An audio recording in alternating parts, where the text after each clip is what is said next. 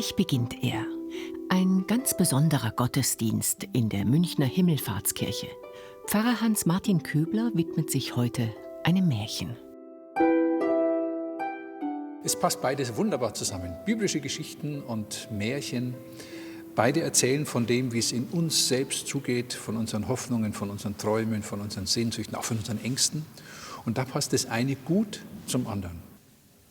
Der evangelische Pfarrer hat sich ein eher unbekanntes Märchen der Gebrüder Grimm ausgesucht.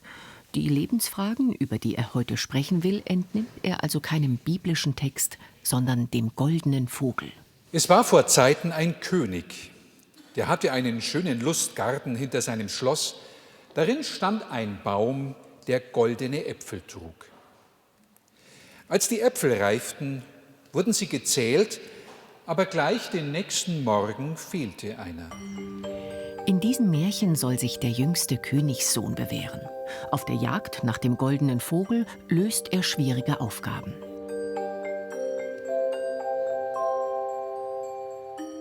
Pfarrer Hans-Martin Köbler sucht im Märchen nach Spiritualität und christlichen Werten und Bildern. Gott selber taucht relativ selten auf in Märchen, aber er wird ganz selbstverständlich mitgedacht. Und wenn dann so Themen wie Ewigkeit oder Golden vorkommen, das sind ja auch so Chiffren, so Symbole für Gott. Und daher nicht jetzt irgendwie ein Gott, der eingreift, sondern der immer mit dabei ist. Ein begleitet, der ihm Kraft gibt. Und das erfahren die biblischen Figuren genauso wie die Märchenfiguren. Märchenhelden müssen Vertrauen lernen, auch wenn ihre Situation oft ausweglos erscheint.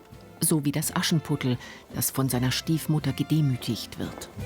Willst deiner Schwester ihre große Chance ruinieren? Meinst du, der Prinz möchte so eine wie dich? Ja. Schneewittchen, was ist mit Oder das Schneewittchen, dem die böse Königin nach dem Leben trachtet. Wer ist die Schönste im ganzen Land? Königin, ihr wart die Schönste hier. Doch Schneewittchen ist tausendmal schöner als ihr. Ich habe sie selber umgebracht. Also die Moral interessiert mich am allerwenigsten.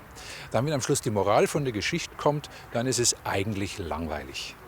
Ja, dann wird es sozusagen auf irgendetwas zusammengedampft und Märchen ist viel, viel mehr. Was mich an Märchen fasziniert, ist, dass sie diesen Märchenfiguren immer auch einen Teil von mir selber spiegelt. Den hast du verloren.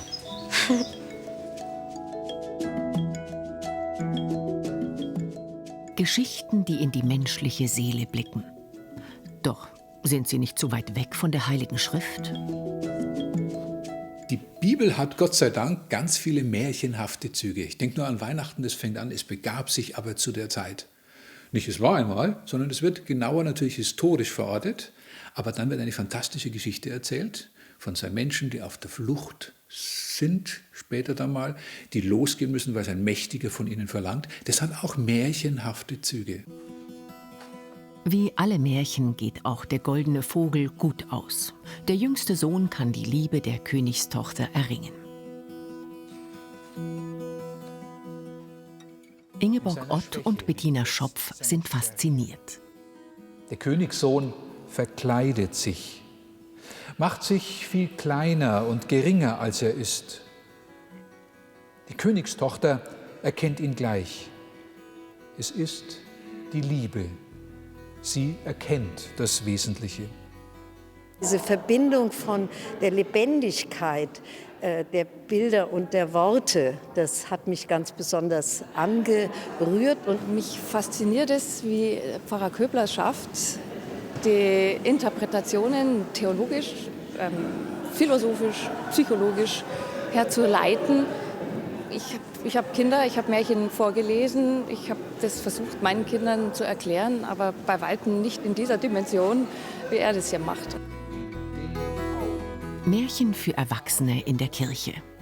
Einmal im Jahr wagt Pfarrer Hans-Martin Köbler dieses Abenteuer. Blick auf sie zu und gib ihr einen Kuss.